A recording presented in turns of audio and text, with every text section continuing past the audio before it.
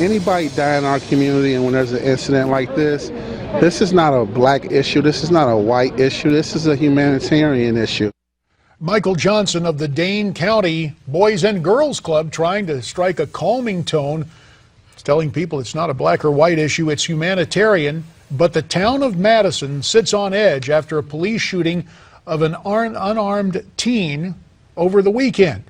Welcome to America's Forum for this Monday with Miranda Kahn, J.D. Hayworth here on the anchor desk. Yeah, J.D., a protest erupted after the veteran officer responded to a man that was jumping in and out of traffic. That same man is accused of battery and had recently been committed. The officer then shot the man after a scuffle at his home. And Miranda, as we know, this came on the same weekend that tens of thousands of people paraded across a Selma, Alabama bridge to commemorate the 1965 Bloody Sunday March. And so a question remains. It's been a half century. Where is this nation when it comes to race relations? The people of Madison protesting peacefully thus far, but will that calm endure? For more on this developing story, let's bring in someone who will be with us for the entire hour from Newsmax LA, Larry Elder, and also joining us via Skype from New Jersey, former New York Police Commissioner Bernie Kerik. Larry, very quickly to you first, sir. Your take on Selma and on Madison this weekend. Well, my take is that this country has come a long, long way in race relations. Did I sleep through the fact that Obama was elected and reelected? We have about 10% or so of Congress is black. America is about 10% black. The CEO of McDonald's, the recent CEO of McDonald's is black. If black America were a separate country, JD, the GDP of black America would be the 15th or 16th largest in the world. The idea that race relations are going backwards because we have some friction because of Obama is ridiculous. We get along quite well in this country. Things are going extremely well for black people. Work hard, get an education, and this is America. You can't make it here. As I've said many times, JD, you can't make it anywhere. It's absurd to think that we are at each other's throats and somehow race relations are worse now because people have an objection to Obamacare or to stimulus and so forth. That's absurd. We are doing just fine as a nation, just fine. Bernie, do you agree with that assessment? Yeah, I couldn't disagree. I mean, the facts are the facts, and I think Larry probably knows them better than anybody else. They are what they are.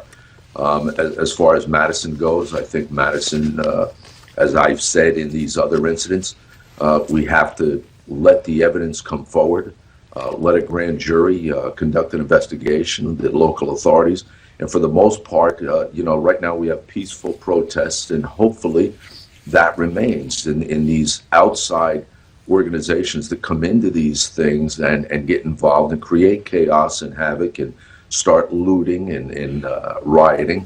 Hopefully we can keep them out of the picture and let the process take its course. We have about 2 minutes remaining. I want to shift our focus to another story, Bernie. Since you served as the interim interior minister in Iraq about a decade ago, according to reports this morning, Iran now has its troops in Iraq battling ISIS. Does that concern you? Well, it does. Listen, Iran is an enemy. They've said they're an enemy against Israel. They want nuclear arms. Of course, it's concerning. My other concern with regard to this is that because Iran's there, we're not supporting that area in which they are. They're up into Crete.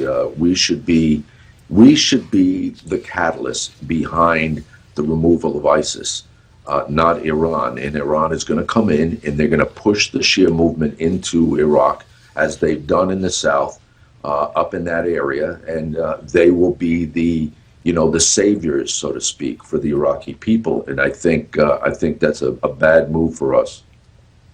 Bernie, I recently read an op-ed piece that Joe Lieberman wrote right before we pulled out of Iraq, and he predicted that if we pull out precipitously, there was going to be this a big vacuum that ISIS and Iran would fill.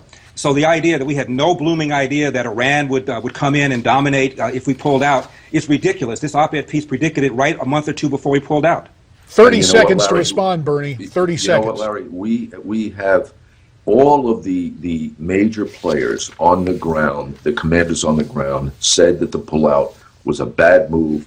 And it just, I think those predictions early on, Lieberman's statements, they're coming back to haunt us because, once we pulled out, we lost intelligence, we lost our relationships, we lost a movement on the ground. I think it was a bad move.